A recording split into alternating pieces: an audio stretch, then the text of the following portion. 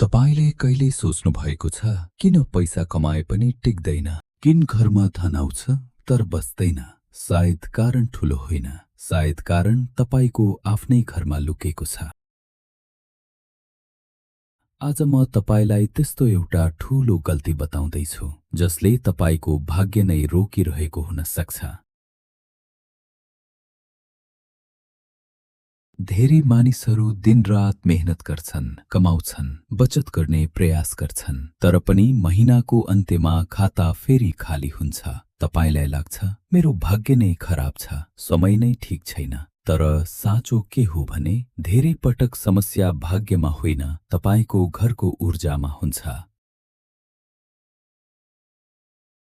वास्तुशास्त्र अनुसार घरको एनर्जी गलत भयो भने धन टिक्दैन, अवसर हराउँछ र जीवनमा तनाव बढ्छ।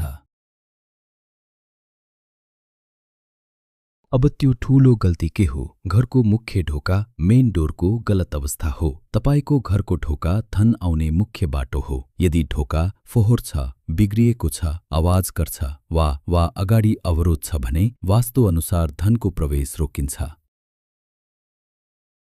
कल्पना गर्नुहोस्, यदि तपाईको घरको ढोका नै नकारात्मक एनर्जीले भरिएको छ भने कसरी धन, सफलता र अवसर तपाईको जीवनमा पस्न सक्छ? धेरै घरहरूमा ढोका अगाडि जुत्ता छरिएको हुन्छ, फोहोर जमेको हुन्छ, कतिपय ढोका त खुल्दा किर्र आवाज गर्छ। यो सानो कुरा जस्तो लाग्छ, तर यही सानो गल्तीले ठूलो असर पारिरहेको हुन्छ। वास्तु भन्छ जहाँ प्रवेश खराब हुन्छ त्यहाँ समृद्धि टिक्दैन, त्यसैले तपाई मेहनत गर्दा पनि फल पाउन सक्नुहुन्न।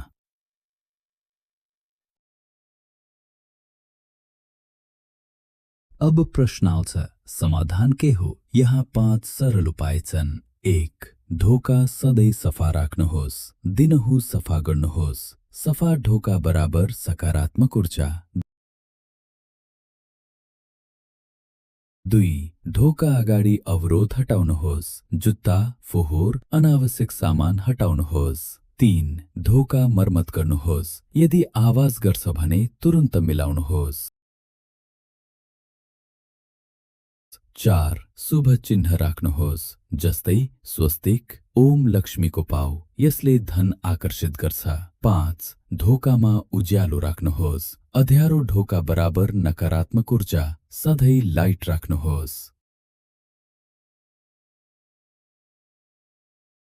यदि तपाईले यी साना परिवर्तन गर्नुभयो भने तपाई आफै परिवर्तन महसुस गर्नुहुन्छ। धन आउने बाटो खुल्छ, अवसर बढ्छ, मन शान्त हुन्छ। वास्तु कुनै अन्धविश्वास होइन, यो एनर्जी ब्यालेन्स गर्ने विज्ञान हो।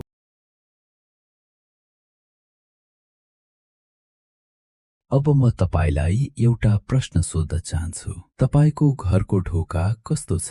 कमेन्टमा लेख्नुहोस्, क्लिन वा नीड फिक्स। र यदि तपाई यस्तो अझै जीवन बदल्ने जानकारी चाहनुहुन्छ भने च्यानल सब्स्क्राइब गर्न नबिर्सनुहोस्, लाइक गर्नुहोस् र यो भिडियो आफ्नो साथीलाई शेयर गर्नुहोस्। याद राख्नुहोस्, सानो परिवर्तनले ठूलो भाग्य बदल्न सक्छ। धन्यवाद।